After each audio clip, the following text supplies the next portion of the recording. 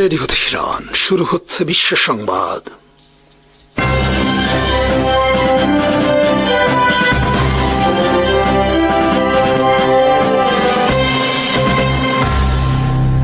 শুরুতেই সংবাদ শিরোনাম। আসসালামু আলাইকুম। সোমালিয়ায় এক বছরে 111 বার ড্রোন হামলা যুক্তরাষ্ট্রের। ইসরায়েল থেকে $35 বিলিয়ন গ্যাস আমদানি চুক্তি মিশরের। পাকিস্তানের সাথে জ্বালানি চুক্তি করবে রাশিয়া। রক্তচাপ বৃদ্ধি ভারতের। ইউরোপের বিরুদ্ধে পুতিনের নতুন হুঁশিয়ারি। সোমালিয়ায় আল-শাবাব বাহিনীর বিরুদ্ধে ব্যাপক ভিত্তিক ড্রোন হামলা পরিচালনা করেছে যুক্তরাষ্ট্র।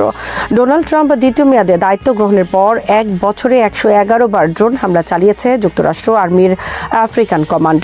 বুশ, ওবামা ও বাইডেন প্রশাসন মিলেও সোমালিয়ায় এতবার ড্রোন হামলা চালায়নি যুক্তরাষ্ট্র। এমনকি ডোনাল্ড ট্রাম্প প্রথম মেয়াদেও সোমালিয়ায় হামলার রেকর্ড গড়েছিলেন। ট্রাম্পের প্রথম মেয়াদে সোমালিয়ায় 219 বার ড্রোন হামলা চালানো হয়। সোমালিয়ায় যুক্তরাষ্ট্রের এই অভিযান বিষয়ে সম্পূর্ণরূপে নীরব গোটা পশ্চিমা বিশ্বের গণমাধ্যম। সোমালিয়ায় যুক্তরাষ্ট্রের হামলায় নিহত হচ্ছে অনেক বেসামরিক মানুষ। চলতি বছর ফেব্রুয়ারি মাস থেকে সোমালিয়ায় ব্যাপক ভিত্তিক হামলা শুরু করে যুক্তরাষ্ট্র। যুক্তরাষ্ট্রের একজন সিনিয়র নেভি কর্মকর্তা মার্চ মাসে বলেন, বিশ্ব ইতিহাসে কোনো বিমানবাহী রণতরী থেকে এত বড় হামলা এর আগে চালানো হয়নি। সোমালিয়ায় যুক্তরাষ্ট্রের বিমান হামলার তথ্য সংরক্ষণ করে নিউ আমেরিকান ফাউন্ডেশন নামের একটি সংস্থা। সর্বশেষ গত 14 ডিসেম্বর যুক্তরাষ্ট্র সোমালিয়ায় ড্রোন হামলা চালায়। সোমালিয়ায় হামলায় যুক্তরাষ্ট্র ব্যবহার করছে বিশ্বের সবচেয়ে শক্তিশালী MQ-9 রিপার ড্রোন। এই ড্রোন যুক্তরাষ্ট্র এর আগে ব্যাপক ভিত্তিক ব্যবহার করে আফগানিস্তানে তালেবানদের বিরুদ্ধে। 2007 সাল থেকে আল-শাবাব সোমালিয়ার দক্ষিণ কেন্দ্রীয় ভাগে যুদ্ধ করে আসছে। তারা এই অঞ্চলের বেশিরভাগ এলাকা নিয়ন্ত্রণ করছে। আল কায়দা এবং IS এর সাথে সংশ্লিষ্টতা রয়েছে আল-শাবাব বাহিনীর। সোমালিয়া যুদ্ধে গত বছর 7,000-এর বেশি মানুষ নিহত হয়েছে। আল-শাবাবের বিরুদ্ধে যুদ্ধে যুক্তরাষ্ট্র আর্মি প্রশিক্ষণ দিচ্ছে সোমালিয়া সরকারি আর্মির এলিট ফোর্স সহ বিভিন্ন বাহিনীকে। একই সাথে যুক্তরাষ্ট্র নিজে ক্রমাগত হামলা পরিচালনা করছে আল-শাবাবের বিরুদ্ধে, যা একটি স্বাধীন দেশের মর্যাদা ভুলুণ্ঠিত করছে প্রতিনিয়ত। 2000 সালে সোমালিয়ায় গঠিত হয় আল-শাবাব বাহিনী। তারা সুন্নি ইসলামপন্থী গ্রুপের একটি সশস্ত্র বাহিনী। তাদের লক্ষ্য সোমালিয়াকে একটি ইসলামী প্রজাতন্ত্রে রূপান্তর করা, আর এটি তারা করতে চায় সশস্ত্র যুদ্ধের মাধ্যমে। 2007 সালে ইথিওপিয়া সোমালিয়ায় আগ্রাসন চালালে আল-শাবাব বাহিনী ইথিওপিয়ার বিরুদ্ধে যুদ্ধ করে সোমালিয়ায় জনপ্রিয়তা অর্জন করে। কিন্তু পরবর্তীতে সংগঠনটি আল কায়দার সাথে সম্পৃক্ত হয় এবং সাধারণ মানুষ, সরকারি কর্মকর্তাদের উপর হামলা শুরু করে বলে অভিযোগ ওঠে, যার ফলে যুক্তরাষ্ট্র, সংযুক্ত আরব আমিরাত, ব্রিটেন সহ অনেক দেশ তাদেরকে সন্ত্রাসী সংগঠন হিসেবে তালিকাভুক্ত করছে।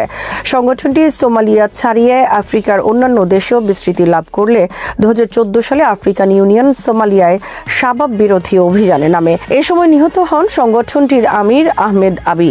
এরপর দুর্বল হয়ে পড়ে আল-শাবাব, কিন্তু তারপরও দেশের বিভিন্ন এলাকা এখনও নিয়ন্ত্রণ করছে তারা। মিশরের সাথে $35 বিলিয়ন গ্যাস রপ্তানির চুক্তি করেছে ইসরায়েল। ইসরায়েলের প্রধানমন্ত্রী বেনিয়ামিন নেতানিয়াহু বুধবার এক ভিডিও বার্তায় এই চুক্তির কথা জানান। চুক্তি অনুযায়ী ভূমধ্যসাগরে ইসরায়েলের সমুদ্রসীমা থেকে গ্যাস উত্তোলন করবে যুক্তরাষ্ট্রের কোম্পানি শেভরন। এরপর সে গ্যাস তারা বিক্রি করবে মিশরের কাছে। নেতানিয়াহু বলেন, এটি ইসরায়েলের ইতিহাসের সবচেয়ে বড় গ্যাস রপ্তানির চুক্তি।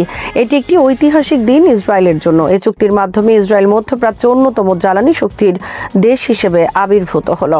গ্যাস রপ্তানির এ অর্থ ইসরায়েলের উন্নয়নে বিরাট অবদান রাখবে। একই সাথে বিশ্বের অন্যান্য দেশের তেল ও গ্যাস কোম্পানি ইসরায়েলের সমুদ্র অঞ্চলে জ্বালানি খাতে বিনিয়োগে আগ্রহী হবে।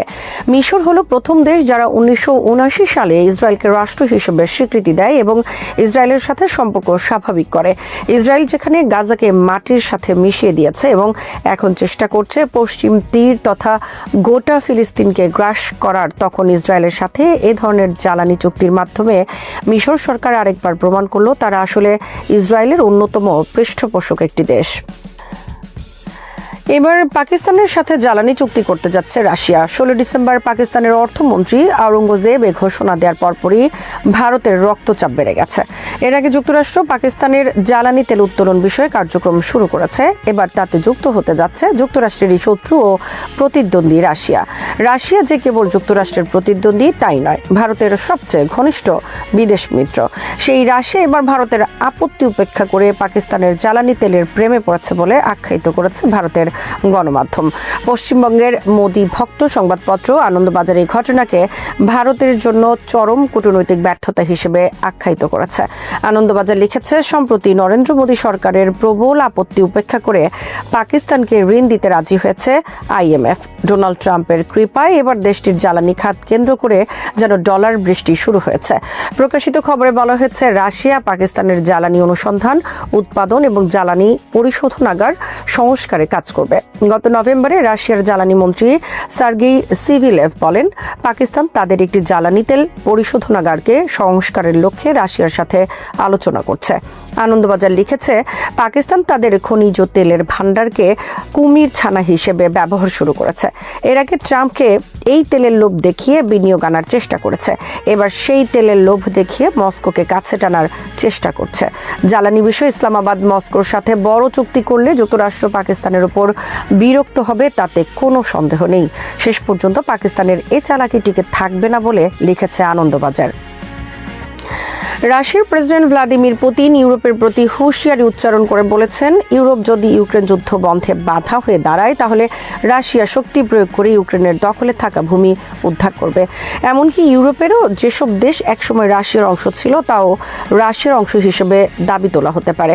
বুধবার রাশিয়ার প্রতিরক্ষা মন্ত্রণালয়ের বার্ষিক সম্মেলনে পুতিন ইউরোপের প্রতি অভিযোগ তুলে কড়া ভাষায় বলেন, তারাই ডোনাল্ড ট্রাম্পের শান্তি প্রস্তাব নস্যাতের জন্য উঠে পড়ে লেগেছে। তারা চায় না ইউক্রেন যুদ্ধ বন্ধ হোক। পুতিন বলেন, যদি আলোচনার মাধ্যমে সমস্যার সমাধান না হয় তাহলে রাশিয়া শক্তি প্রয়োগ করে তার ঐতিহাসিক ভূমি দখলে নেবে। আর এভাবেই আমরা ইউক্রেন ঘিরে আমাদের নিরাপত্তাহীনতার সমস্যার সমাধান করব। ইউক্রেনের জোনবাস রাজ্যকে রাশিয়া তাদের ঐতিহাসিক ভূখণ্ড হিসেবে আখ্যায়িত করে থাকে। জোনবাসের মানুষ জাতিগত ও ভাষাগতভাবে রাশিয়ান। তারা রাশিয়ার সাথে যুক্ত হতে চায়। এজন্য দীর্ঘদিন ধরে তারা আন্দোলনের পাশাপাশি সশস্ত্র যুদ্ধ করছে। তাদের দমনে অনেক বছর ধরে ইউক্রেন তাদের বিরুদ্ধে শক্তি প্রয়োগ করে আসছে। এই অবস্থায় 2022 সালের অভিযানের পর ডোনবাসের অধিকাংশ এলাকা রাশিয়া দখলে নিয়েছে, কিন্তু বাকি এলাকা দখলে নিতে এখনও 2027 সাল পর্যন্ত লাগতে পারে বলে CNN-এর প্রতিবেদনে বলা হয়েছে। এই অবস্থায় ডোনাল্ড ট্রাম্প ইউক্রেনকে প্রস্তাব দিয়েছিলেন পুরো ডোনবাস রাশিয়ার কাছে ছেড়ে দিতে। বিনিময়ে রাশিয়ার দখলে থাকা খার্কিভ, সুমি সহ বিভিন্ন অঞ্চল ইউক্রেনের কাছে ছেড়ে দেবে। কিন্তু এই প্রস্তাবে রাজি হয়নি ইউক্রেন প্রেসিডেন্ট ভলোদিমির জেলেনস্কি। বস্তুত ইউক্রেনের এই রাজি না হওয়ার পেছনে রয়েছে ইউরোপের উস্কানি। যুদ্ধে যুদ্ধে বিপর্যস্ত ইসরায়েলি সেনাবাহিনীর সদস্যদের আত্মহত্যা মহামারী আকার ধারণ করেছে। অবৈধ দেশটির উত্তরাঞ্চলে এক সামরিক ঘাঁটিতে আরও এক সেনা আত্মহত্যা করেছেন। এ নিয়ে 2023 সালের 7 অক্টোবর গাজা উপত্যকায় হামলা শুরুর পর থেকে ইসরায়েলের 61 জন সেনা সদস্য আত্মহত্যা করলেন। ইসরায়েলি সংবাদ মাধ্যম হারেদসের খবরে বলা হয়, সর্বশেষ আত্মহত্যা করা এই সেনা ইসরায়েলি বাহিনীর একজন সক্রিয় সদস্য ছিলেন। তিনি ট্র্যাকার হিসেবে কাজ করতেন। মঙ্গলবার তিনি নিজের শরীরে গুলি চালান। গুরুতর আহত অবস্থায় হাসপাতালে নেওয়া হলে এদিন সন্ধ্যায় তাকে মৃত ঘোষণা করা হয়। এর কিছুক্ষণ আগে ইসরায়েলি বাহিনীর পক্ষ থেকে এক বিবৃতিতে বলা হয়েছিল, উত্তর ইসরায়েলে একটি সামরিক ঘাঁটিতে গুলি লেগে এক সেনা গুরুতর আহত হন। পরে হাসপাতালে তাকে মৃত ঘোষণা করা হয়। এই ঘটনায় তদন্ত শুরু করা হয়েছে। চলতি বছরের 28 অক্টোবর ইসরায়েলের পার্লামেন্ট নেসেটের গবেষণা ও তথ্য কেন্দ্রের এক প্রতিবেদনে বলা হয়েছিল, 2024 সালের শুরু থেকে 2025 সালের জুলাই পর্যন্ত ইসরায়েলের 279 জন সেনা সদস্য আত্মহত্যার চেষ্টা করেছেন। এই তথ্য অনুযায়ী প্রতি 7 জনের আত্মহত্যা চেষ্টার বিপরীতে একজন সেনা মারা গেছেন। ইরানের সশস্ত্র বাহিনীর সিনিয়র মুখপাত্র ব্রিগেডিয়ার জেনারেল আবুল ফজল শেকারচি জানিয়েছেন, গত জুনে ইসরায়েলে মার্কিন আগ্রাসনের সময় শত্রুপক্ষের বিশাল এক গোয়েন্দা নেটওয়ার্ককে গুঁড়িয়ে দিয়েছিল ইরান। বুধবার তেহরানে আয়োজিত এক অনুষ্ঠানে তিনি এই অভিযানকে ইরানের বিরাট গোয়েন্দা সাফল্য হিসেবে অভিহিত করেন। জেনারেল শেকারচি বলেন, যুদ্ধের শুরুতে ইসরায়েল ও যুক্তরাষ্ট্র বড় ধরনের ভুল হিসাব নিকেশ করেছিল। তারা তাদের গোয়েন্দা নেটওয়ার্ক এবং সরাসরি মার্কিন কমান্ডের উপর অতি নির্ভরশীল ছিল।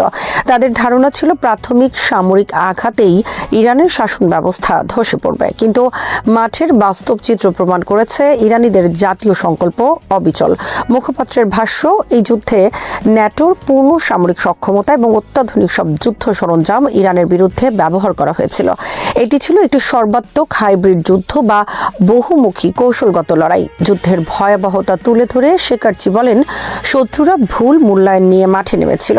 আমাদের বেশ কয়েকজন কমান্ডার শহীদ হওয়া এবং প্রাথমিক কিছু ক্ষয়ক্ষতির পরও নেতৃত্বের শূন্যতা আমরা দ্রুত পূরণ করতে সক্ষম হই। হামলার কয়েক ঘন্টার মধ্যেই ইরান পাল্টা হামলা শুরু করে এবং সময়ের সঙ্গে সঙ্গে হামলার তীব্রতা বাড়তে থাকে, যা শত্রুদের চরম বিভ্রান্তির মধ্যে ফেলে দিয়েছিল। জেনারেল শেখার্চি বলেন, ইরানকে খণ্ড বিখণ্ড করা এবং সরকার পতনের মতো কৌশলগত লক্ষ্য অর্জনে ব্যর্থ হয়ে শত্রুরা এক পর্যায়ে যুদ্ধ বন্ধের জন্য মিনতি শুরু করে। এর ফলেই শেষ পর্যন্ত তারা একতরফা যুদ্ধবিরতি ঘোষণা করতে বাধ্য হয়। তিনি বলেন, এই প্রতিরোধের ফলে ইরানের অভ্যন্তরীণ স্থিতিশীলতা ও আত্মবিশ্বাস বহুগুণ বেড়েছে। সামরিক বিজয়ের কথা উল্লেখ করার পাশাপাশি শেখার্চি জাতিকে একটি নতুন বিপদ সম্পর্কে সতর্ক করে বলেন, সামরিক ফ্রন্টে ব্যর্থ হয়ে শত্রুরা এখন কগনিটিভ ওয়ারফেয়ার বা মনস্তাত্ত্বিক যুদ্ধের দিকে ঝুঁকছে। তিনি সতর্ক করে বলেন, মানুষের মন ও চিন্তাশক্তি দখল করা সামরিক হামলার চেয়েও বিপজ্জনক। শত্রুদের বর্তমান লক্ষ্য হল সাধারণ মানুষের দৃষ্টিভঙ্গি ও বিচার বুদ্ধিকে বিভ্রান্ত করা। ইসরায়েলের সাবেক প্রধানমন্ত্রী নাফতালি বেনেটের ব্যক্তিগত আইফোন হ্যাক করার কথা জানিয়েছেন ফিলিস্তিনপন্থী হ্যাকার গ্রুপ হান্দালা। বুধবার এক বিবৃতিতে তারা জানান, বেনেটের আইফোন 13 ডিভাইসে সফলভাবে অনুপ্রবেশ করে তারা গুরুত্বপূর্ণ নথিপত্র, ব্যক্তিগত যোগাযোগ এবং সংবেদনশীল তথ্য হাতিয়ে নিয়েছেন। এই ডিজিটাল অনুপ্রবেশ অভিযানকে হ্যাকাররা অপারেশন অক্টোপাস নামে অভিহিত করেছেন। বিশ্লেষকদের মতে, নাফতালি বেনেট অতীতে ইরানকে অক্টোপাসের মাথা বলে যে কটাক্ষ করেছিলেন, তাকে বিদ্রূপ করতেই এই নামকরণ করা হয়েছে। বিবৃতিতে হান্দালা বেনেটকে উপহাস করে বলেছে, আপনি একসময় নিজেকে সাইবার নিরাপত্তার বিশেষজ্ঞ হিসেবে দাবি করতেন, কিন্তু কি পরিহাস, আপনার ডিজিটাল দুর্গটি একটি কাগজের দেয়াল ছাড়া আর কিছুই নয়, যা হান্দালার কাছে খুব সহজেই ধরাশায়ী হলো। রাজনীতিতে আসার আগে বেনেট একটি সাইবার নিরাপত্তা প্রতিষ্ঠানের শীর্ষ নির্বাহী ছিলেন। বিবৃতির পাশাপাশি হ্যাকাররা ফোন থেকে সংগৃহীত বেশ কিছু তথ্য জনসম্মুখে প্রকাশ করেছেন। এর মধ্যে রয়েছে ইসরায়েলের শীর্ষ কর্মকর্তাদের নাম ও যোগাযোগের বিস্তারিত তথ্য, বিভিন্ন মেমো ও চিঠিপত্রের খসড়া, যার কয়েকটিতে 2025 সালের জুলাই মাসের তারিখ উল্লেখ রয়েছে।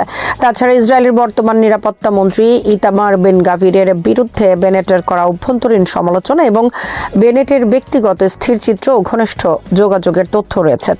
তালিকায় উগ্র ইহুদিবাদী মন্ত্রী ওরিত স্ট্রোক এবং পররাষ্ট্রমন্ত্রী গিডিয়ন সার এর নাম সংবলিত নথিপত্র রয়েছে বলে জানিয়েছেন হ্যাকাররা। হান্দালা গ্রুপ এই হ্যাকিংকে কেবল একটি প্রযুক্তিগত বিজয় নয়, বরং ইসরায়েলের বিরুদ্ধে মনস্তাত্ত্বিক যুদ্ধ হিসেবে বর্ণনা করেছেন। তারা দাবি করেছেন, ইসরায়েলি শীর্ষ কর্মকর্তাদের তথ্য নিরাপত্তা ব্যবস্থা অত্যন্ত ভঙ্গুর। ফিলিস্তিনি প্রতিরোধের প্রতীক হিসেবে পরিচিত হান্দালা নামের এই হ্যাকার গ্রুপটি সাংবাদিকদের আরও বিস্তারিত তথ্যের জন্য সামাজিক যোগাযোগ মাধ্যম এক্সে তাদের সঙ্গে যোগাযোগ করতে বলেছেন। তবে এই হ্যাকিংয়ের দাবির বিষয়ে এখন পর্যন্ত ইসরায়েলি কর্তৃপক্ষের কোনো আনুষ্ঠানিক প্রতিক্রিয়া পাওয়া যায়নি। ইরানি জাতির বিরুদ্ধে বিশ্ব সাম্রাজ্যবাদী শক্তিগুলোর চাপিয়ে দেয়া বহুমুখী যুদ্ধ বা হাইব্রিড ওয়ার মোকাবেলায় ইরান এখন এক অপরাজেয় শক্তিতে পরিণত হয়েছে বলে মন্তব্য করেছেন ইসলামী বিপ্লবী গার্ড বাহিনী বা IRGCর commander in chief major general Hossein Salami. বুধবার গবেষণা সপ্তাহ উপলক্ষে তেহরানের ইমাম হোসেন বিশ্ববিদ্যালয়ে আয়োজিত এক অনুষ্ঠানে তিনি বলেন, ইসলামী প্রজাতন্ত্র ইরানের বিরুদ্ধে শত্রুদের চালানো কোনো ষড়যন্ত্রই এখন পর্যন্ত সফলতার মুখ দেখেনি। আন্তর্জাতিক অঙ্গনে ইরানের এই অবিসংবাদিত অবস্থান প্রমাণ করে কোনো অপশক্তির কাছে তেহরান মাথা নত করবে না। যুক্তরাষ্ট্রকে বড় শয়তান হিসেবে অভিহিত করে তিনি বলেন, ওয়াশিংটন গত কয়েক দশকে ইরানের উপর অর্থনৈতিক, সাংস্কৃতিক, নিরাপত্তা ও সামরিক প্রতিটি ক্ষেত্রে আগ্রাসন চালিয়েছে। তিনি সতর্ক করে বলেন, ইরানের বিরুদ্ধে মার্কিন সরকারের শত্রুতা ও বিদ্বেষমূলক নীতিতে বিন্দুমাত্র পরিবর্তন আসেনি। শত্রুদের মোকাবেলায় ইরানি জনগণের ভূমিকার প্রশংসা করে কমান্ডার বলেন, IRGC, সশস্ত্র বাহিনী এবং দেশের সর্বস্তরের জনগণ কাঁধে কাঁধ মিলিয়ে বিশ্ব সাম্রাজ্যবাদী শক্তির বিরুদ্ধে লড়াই করছে। তারা তাদের দায়িত্ব ও কর্তব্য অত্যন্ত সফলভাবে পালন করেছেন বলেই শত্রুরা তাদের লক্ষ্যে পৌঁছতে ব্যর্থ হয়েছে। বক্তব্যের শেষে তিনি সব ক্ষেত্রে স্বনির্ভরতা অর্জনের উপর গুরুত্ব আরোপ করে বলেন, বাইরের শক্তির উপর নির্ভর না করে দেশের অভ্যন্তরীণ মেধা, সক্ষমতা ও সম্ভাবনাকে কাজে লাগিয়েই ইরানকে প্রতিটি খাতে স্বয়ংসম্পূর্ণ হয়ে উঠতে হবে। আন্তর্জাতিক পর্যায়ে ইসলামী বিপ্লবের বিজয় ধরে রাখতে এই স্বনির্ভরতা অপরিহার্য। মার্কিন প্রেসিডেন্ট ডোনাল্ড ট্রাম্পের সমর্থন তার বর্তমান মেয়াদের সর্বনিম্নে এসে ঠেকেছে। প্রধানত অর্থনীতি ব্যবস্থাপনায় ভোটারদের অসন্তুষ্টির কারণে ট্রাম্পের জনপ্রিয়তা এতটা নিচে নেমে এসেছে বলে উল্লেখ করা হয়েছে রয়টার্স ইপসোসের সর্বশেষ জরিপে 39% প্রাপ্তবয়স্ক মার্কিন নাগরিক ট্রাম্পের কাজকে সমর্থন করেন বলে জানিয়েছেন, অথচ ডিসেম্বরের শুরুতে তা ছিল 41%। তবে নভেম্বরের মাঝামাঝি পরিচালিত এক জরিপে 38% ট্রাম্পের কাজকে সমর্থন করেছিলেন। সর্বশেষ জরিপটি অনলাইনে চালানো হয়েছে 3 দিনে, এতে 1016 জন মতামত দিয়েছেন। এই জরিপে ফলাফলের সম্ভাব্য ভুল বা বিচ্যুতির পরিমাণ 3% বলে জানিয়েছে ইপসোস। গত বছরের জানুয়ারিতে ট্রাম্প যখন ক্ষমতায় আসেন তখন তার জনপ্রিয়তা ছিল 47%, কিন্তু ক্ষমতা গ্রহণের পর থেকে তার জনপ্রিয়তা নিম্নমুখী হতে শুরু করে। অর্থনৈতিক ব্যবস্থাপনায় ব্যর্থতা এর বড় কারণ। সম্প্রতি মার্কিন সরকার শাটডাউনের মধ্য দিয়ে গেছে। অনেক অর্থনীতিবিদ মনে করেন ট্রাম্প বিশ্বের দেশে দেশে নতুন যে শুল্ক আরোপ করেছে তা যুক্তরাষ্ট্রের চাকরির বাজারে বড় ধাক্কা দিয়েছে, ফলে নিয়োগ কমেছে। জরিপে দেখা গেছে ট্রাম্প মার্কিন অর্থনীতিকে যেভাবে সামলাচ্ছেন তা সমর্থন করেন মাত্র 33% মানুষ। চলতি বছর ট্রাম্পের যেসব কাজ দেশটির নাগরিকেরা সবচেয়ে কম সমর্থন করেছেন সেগুলোর মধ্যে তার অর্থনৈতিক ব্যবস্থাপনা সবার তলানিতে রয়েছে। ট্রাম্পের নিজের দল রিপাবলিকান পার্টির ভোটারদের মধ্যে তার সার্বিক কাজ নিয়ে 85% সমর্থন রয়েছে, যা আগের জরিপের সমান। তবে দলীয় ভোটারদের মধ্যে তার অর্থনীতি সংক্রান্ত নীতিমালা নিয়ে সমর্থন কমে 72% নেমে এসেছে। চলতি মাসের শুরুতে তা ছিল 78%। অর্থনীতিকে সঠিক পথে নিয়ে আসাই ছিল ট্রাম্পের অন্যতম নির্বাচনী প্রতিশ্রুতি। যুক্তরাষ্ট্রের এক কংগ্রেস প্রার্থীর হাতে পবিত্র কুরআনের অবমাননার ঘটনায় তীব্র ক্ষোভ ও নিন্দা প্রকাশ করেছেন ইয়েমেনের আনসারুল্লাহ আন্দোলনের নেতা আব্দুল মালিক আল হুথি। এক বিবৃতিতে তিনি এই ধৃষ্টতাপূর্ণ কাজের বিরুদ্ধে বিশ্বজুড়ে মুসলিমদের ঐক্যবদ্ধ ও দৃঢ় অবস্থান নেওয়ার আহ্বান জানান। গত রোববার ফ্লোরিডা অঙ্গরাজ্যের প্ল্যানোতে ইসলাম বিদ্বেষী এক মিছিলে অংশ নিয়ে মার্কিন সিনেট নির্বাচনে রিপাবলিকান পার্টির কট্টর ডানপন্থী প্রার্থী জ্যাক ল্যাং প্রকাশ্যে পবিত্র কুরআন অবমাননা করেন। এই ন্যাক্কারজনক ঘটনাটি জানাজানি হওয়ার পর বিশ্বজুড়ে মুসলিম সম্প্রদায় ও মানবাধিকার কর্মীদের মধ্যে তীব্র প্রতিক্রিয়ার সৃষ্টি হয়েছে। অনেকেই একে কোটি কোটি মুসলিমের ধর্মীয় অনুভূতিতে চরম আঘাত ও উস্কানি হিসেবে দেখছেন। বিবৃতিতে আব্দুল মালিক আল হুথি এই অবমাননাকে পৃথিবীর পবিত্রতম সত্তার বিরুদ্ধে অপরাধ হিসেবে অভিহিত করেন। তিনি বলেন, এটি কোনো বিচ্ছিন্ন ঘটনা নয়, বরং যুক্তরাষ্ট্র, ব্রিটেন, ইসরায়েল ও তাদের মিত্রদের নেতৃত্বে ইসলামের বিরুদ্ধে চলমান একটি সুপরিকল্পিত যুদ্ধের অংশ। তিনি অভিযোগ করেন, এই সাম্রাজ্যবাদী শক্তিগুলো মানব সমাজকে কলুষিত করে আধিপত্য বিস্তার করতে চায়। পবিত্র ধর্মগ্রন্থের অবমাননা মূলত মুসলিম দেশগুলোর সম্পদ লুণ্ঠন ও তাদের ভূখণ্ড দখলের বৃহত্তর ষড়যন্ত্রের প্রাথমিক ধাপ। হুথি নেতার মতে, বারবার এ ধরনের অবমাননা এবং সফট ও হার্ডওয়্যারের মাধ্যমে তারা মুসলিমদের অন্তর থেকে কোরআনের মর্যাদা কমিয়ে দিতে চায়। এটি মূলত ইসলামের প্রতি জায়নবাদী শক্তির গভীর ঘৃণা ও বিদ্বেষের প্রতিফলন।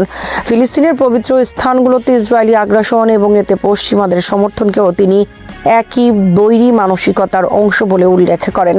মুসলিম বিশ্বের সরকার, জনগণ এবং সুধী সমাজের প্রতি আহ্বান জানিয়ে তিনি বলেন, জায়নবাদী শক্তির এই বিভ্রান্তিকর ও অত্যাচারী কর্মকাণ্ড রুখে দেয়া সবারই ধর্মীয় ও নৈতিক দায়িত্ব। গাজা উপত্যকা ও প্যালেস্টাইন ইসরায়েল সংঘাতের সাম্প্রতিক পরিস্থিতি আন্তর্জাতিক রাজনৈতিক, মানবিক এবং আইনগত পরিমণ্ডলে গভীর প্রভাব ফেলেছে।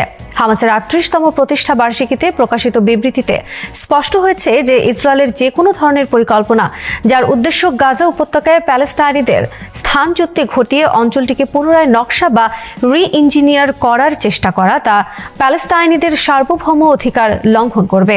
হামাসের বক্তব্য অনুযায়ী কেবলমাত্র প্যালেস্টাইনিরাই তাদের নেতা নির্বাচন ও তাদের ভূখণ্ড শাসনের অধিকার রাখে এবং জাতীয় সংহতি ও সমন্বিত কৌশল গ্রহণই একমাত্র উপায় যা ইসরায়েলের আগ্রাসনমূলক পরিকল্পনা মোকাবেলায় কার্যকর হতে পারে। তারা এটিও জোর দিয়ে উল্লেখ করেছে যে ইসরায়েল যে পরিকল্পনা করছে তা প্যালেস্টাইনিদের জাতীয় অধিকারের ধ্বংস এবং স্বাধীন রাষ্ট্রের স্থাপনার বাধা সৃষ্টি করার উদ্দেশ্য বহন করছে, যেখানে পূর্ব জেরুজালেমকে রাষ্ট্রের রাজধানী হিসেবে ঘোষণা করা হবে। ইসরায়েলের ক্রমাগত চুক্তিভঙ্গ নিয়ে প্রতিক্রিয়া জানিয়েছে হামাস, এরদোয়ান এবং জাতিসংঘ। হামাসের বিবৃতিতে আরো বলা হয়েছে যে গত 2 বছর ধরে চলা গণহত্যামূলক যুদ্ধের সময় ইসরায়েল কোনো গুরুত্বপূর্ণ রাজনৈতিক বা কৌশলগত লক্ষ্য অর্জন করতে পারেনি। শুধুমাত্র নিরস্ত্র সাধারণ মানুষদের হত্যার জন্য পরিচিত হয়েছে।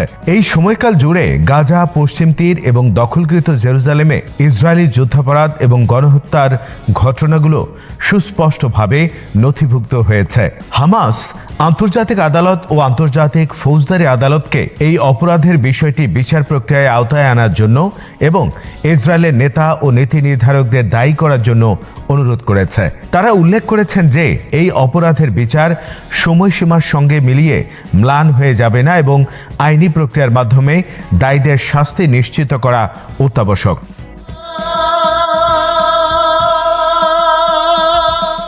হামাস তাদের পক্ষ থেকে শান্তি চুক্তি সম্মেলনের প্রতি অনুগত থাকার প্রতিশ্রুতি পুনর্ব্যক্ত করেছে এবং যুক্তরাষ্ট্র সহ সকল মধ্যস্থতাকারী দেশকে ইসরায়েলকে শান্তি চুক্তি লঙ্ঘন বন্ধ করতে, মানবিক সহায়তা, প্রবেশাধিকার খুলতে এবং 2 মিলিয়নেরও বেশি ফিলিস্তিনিদের জন্য পুনর্বাসন, আশ্রয় ও পুনর্গঠন পরিকল্পনা কার্যকর করতে চাপ দেওয়ার আহ্বান জানিয়েছেন।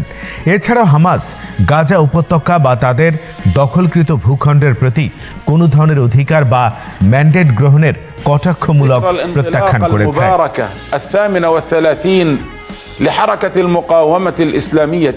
শান্তি চুক্তির সময় ইসরায়েলের সীমা লঙ্ঘন অব্যাহত রেখেছে। সূত্র এবং প্রত্যক্ষদর্শী হিসেবে স্থানীয় গণমাধ্যম অনুযায়ী খান ইউনিসের বিভিন্ন এলাকায় ইসরায়েলি বিমান ও আর্টিলারি হামলা চালিয়েছে। ইসরায়েলি নৌবাহিনীও খান ইউনিসের উপকূলে গুলি চালিয়েছে, যেখানে 2 জেলেকে আটক করা হয়েছে এবং তাদের নৌকা ধ্বংস করা হয়েছে। গাজা সিটির পূর্বাঞ্চলেও হামলা চালানো হয়েছে। 10 অক্টোবর থেকে কার্যকর শান্তি চুক্তি থাকা সত্ত্বেও ইসরায়েল এই চুক্তি লঙ্ঘন করে অন্তত 386 জন প্যালেস্টাইনিকে হত্যা করেছে এবং 1018 জনকে আহত করেছে। এই ধ্বংসযজ্ঞের মধ্যে গাজায় 70,300 জনেরও বেশি মানুষ, যারা প্রায় সবাই নারী এবং শিশু, নিহত হয়েছে এবং 1,71,000 জনেরও বেশি আহত হয়েছেন। এছাড়াও গাজার কেন্দ্রীয় এলাকা দেইর আল বালাতে আল মাঘাজি শিবিরে একজন নিরাপত্তা কর্মকর্তা অজ্ঞাত বন্দুকধারীদের হাতে নিহত হয়েছেন। নিরাপত্তা বাহিনী এক সন্দেহভাজনকে আটক করেছে এবং তদন্ত চলছে। তুরস্কের প্রেসিডেন্ট রিসেপ তাইপ এরদোয়ানও এই পরিস্থিতিতে আন্তর্জাতিক নিরাপত্তার উপর কঠোর সমালোচনা করছেন। তিনি বলেছেন যে গাজা, সিরিয়া, ইয়েমেন, লিবিয়া এবং সোমালিয়ার মতো অঞ্চলে মানবাধিকার লঙ্ঘন চলার সময় আন্তর্জাতিক সংস্থাগুলো কার্যত নিষ্ক্রিয় রয়েছে। এরদোয়ান বলেন, গাজায় ইসরায়েলের যুদ্ধাপরাধ এবং গণহত্যার ঘটনা 2 বছরেরও বেশি সময় ধরে বিশ্বমঞ্চে দৃশ্যমান, যা এই নিষ্ক্রিয়তার সবচেয়ে স্পষ্ট প্রমাণ। তিনি আরো বলেন, আন্তর্জাতিক সংস্থাগুলো কেবল পর্যবেক্ষক হিসেবে থাকছে, সমস্যার সমাধান করতে ব্যর্থ হয়েছে। এরদোয়ান তুরস্কের নীতিকে শান্তি ও ন্যায় ভিত্তিক উল্লেখ করেছেন এবং বলেছেন যে মানবাধিকার, মর্যাদা এবং আন্তর্জাতিক আইন রক্ষার জন্য তুরস্কের অবস্থান ন্যায়পরায়ণ এবং নীতিমূলক।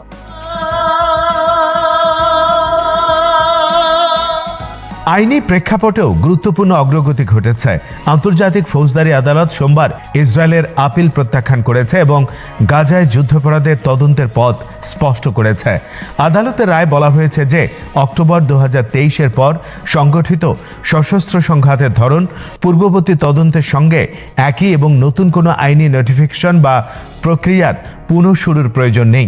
ইসরায়েল দাবি করেছিল যে অক্টোবর 7-এর পর সংঘাতের বিস্তার নতুন আইনগত বাধ্যবাধকতা সৃষ্টি করেছে, কিন্তু বিচারকরা এই দাবি প্রত্যাখ্যান করেছেন।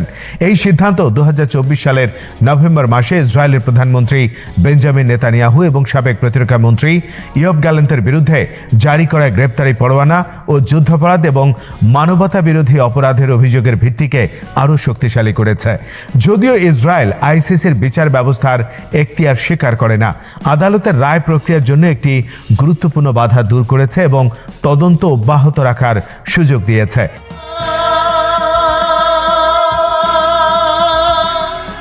এই সময়কালে গাজায় বসবাসের পরিস্থিতি অত্যন্ত সংকটাপন্ন। 10 অক্টোবর শান্তি চুক্তি কার্যকর হওয়া সত্ত্বেও মানবিক সহায়তা প্রবেশাধিকারে ইসরায়েল কঠোর বিধিনিষেধ জারি রেখেছে, যা শান্তি চুক্তির মানবিক প্রোটোকল লঙ্ঘন করেছে। গাজায় 2 মিলিয়নেরও বেশি মানুষ খাদ্য, পানি, চিকিৎসা এবং পুনর্বাসনের মৌলিক সুবিধা থেকে বঞ্চিত হচ্ছে। এই পরিস্থিতি দীর্ঘমেয়াদী মানবিক সংকটকে আরও তীব্র করছে। এই অবস্থায় আন্তর্জাতিক সংস্থাগুলো যেমন জাতিসংঘ, আন্তর্জাতিক হিউম্যান রাইটস সংস্থা এবং বিভিন্ন রাষ্ট্রসংঘের শাখাগুলোকে কার্যকর পদক্ষেপ নেওয়ার জন্য চাপে আনা জরুরি হয়েছে।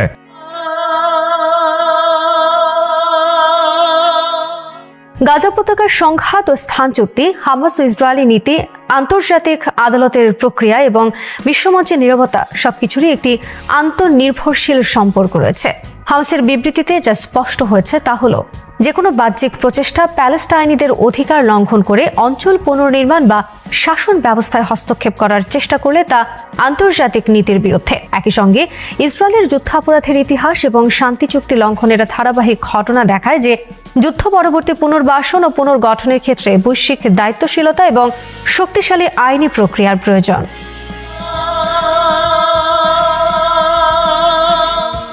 বিশ্ব নেতৃবৃন্দ, বিশেষ করে মধ্যস্থতাকারী রাষ্ট্রগুলো যেমন যুক্তরাষ্ট্র, তুরস্ক এবং ইউরোপীয় ইউনিয়ন গাজার জনগণের জন্য জরুরি মানবিক সহায়তা নিশ্চিত করার ক্ষেত্রে গুরুত্বপূর্ণ ভূমিকা পালন করতে পারে। তুরস্কের প্রেসিডেন্টের বক্তব্য অনুযায়ী নীতিমূলক এবং মানবিক ভিত্তিতে শান্তি প্রতিষ্ঠার প্রচেষ্টা স্থাপন করা গুরুত্বপূর্ণ। যুদ্ধ বিধ্বস্ত গাজার পুনর্গঠন, মৌলিক নাগরিক সুবিধা এবং আন্তর্জাতিক আইনের প্রতি সম্মান প্রদর্শন ছাড়া এই অঞ্চলটিতে স্থায়ী শান্তি প্রতিষ্ঠা করা সম্ভব নয়।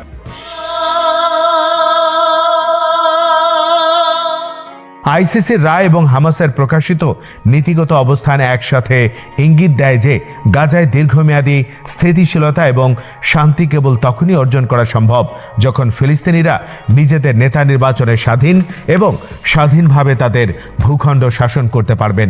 এটি আন্তর্জাতিক সম্প্রদায়ের কাছে একটি স্পষ্ট বার্তা দেয় যে মানবাধিকার লঙ্ঘন এবং গণহত্যা কার্যক্রমকে উপেক্ষা করে শান্তি প্রতিষ্ঠা করা সম্ভব নয়। এটি ইঙ্গিত দেয় যে আন্তর্জাতিক আইনি কাঠামো শক্তিশালী এবং কার্যকরভাবে প্রয়োগ করতে হবে যাতে ভবিষ্যতে এমন সংকট পুনরায় সংঘটিত না হয়।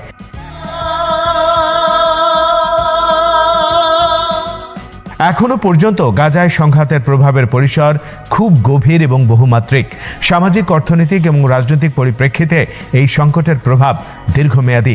গাজার নাগরিকদের জন্য মৌলিক স্বাস্থ্যসেবা, শিক্ষা এবং খাদ্য নিরাপত্তা নিশ্চিত করা প্রধান চ্যালেঞ্জ।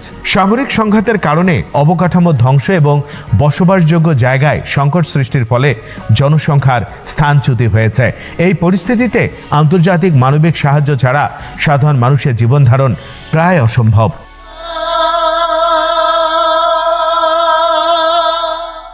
গাজা উপত্যকায় সংঘাতের রাজনৈতিক বিশ্লেষণও অত্যন্ত জটিল। ইসরায়েলের দখল নীতি এবং হামাসের প্রতিরোধ নীতি দুটি পরস্পর বিরোধী অবস্থান এই অঞ্চলে স্থায়ী শান্তি প্রতিষ্ঠায় বাধা সৃষ্টি করছে। ইসরায়েলের চলমান নিরাপত্তা দৃষ্টি এবং হামাসের প্রতিরোধ কৌশল একে অপরকে বাড়িয়ে তুলছে। আন্তর্জাতিক আইনের আওতায় যুদ্ধাপরাধের তদন্ত এবং শাস্তির ব্যবস্থা স্থাপন না হলে এই ধরনের সংঘাত পুনরায় সংঘটিত হতে পারে। হামাসের নির্দেশিকায় যে বার্তা রয়েছে তা শুধু রাজনৈতিক বিবৃতিই নয়, এটি একটি কার্যকর জাতীয় কৌশলগত নির্দেশনাও। এটি ইঙ্গিত দেয় যে প্যালেস্টাইনিরা নিজেদের স্বরাষ্ট্রমূলক অধিকার এবং সার্বভৌমত্ব রক্ষায় আন্তর্জাতিক আইন ও মানবিক নীতির সহায়তায় প্রতিরোধ অব্যাহত রাখবে। একই সময়ে এটি আন্তর্জাতিক সম্প্রদায়কে এই সংকটের সমাধানে সক্রিয় ভূমিকা গ্রহণে প্ররোচিত করে।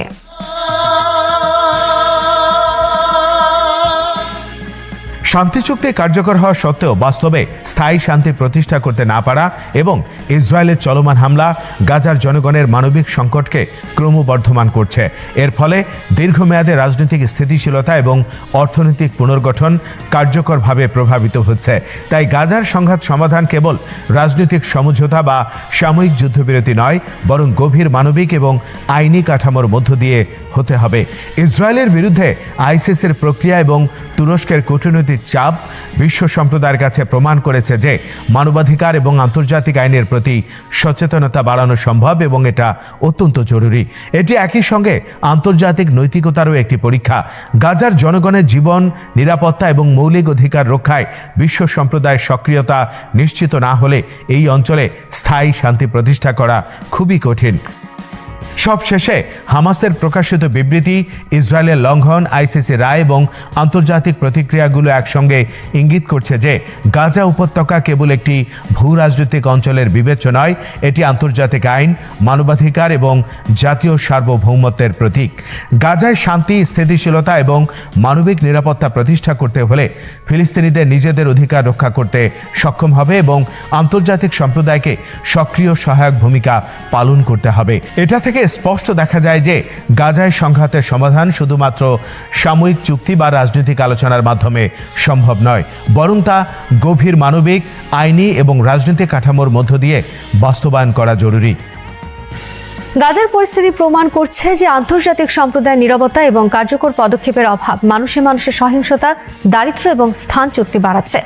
যুদ্ধাপরাধীদের শাস্তি নিশ্চিত করা, মানবিক সহায়তা প্রদান এবং স্থানীয় সরকার ও জনগণের অধিকার রক্ষা না করা হলে গাজায় পুনর্বাসন ও স্থায়ী শান্তি অর্জন সম্ভব নয়। প্যালেস্টাইনিরা নিজেদের অধিকার রক্ষা করতে এবং আন্তর্জাতিক আইনের মাধ্যমে নিরাপত্তা নিশ্চিত করতে সচেষ্ট না হলে এই অঞ্চলে দীর্ঘমেয়াদী স্থিতিশীলতা কখনো স্থাপন হবে না।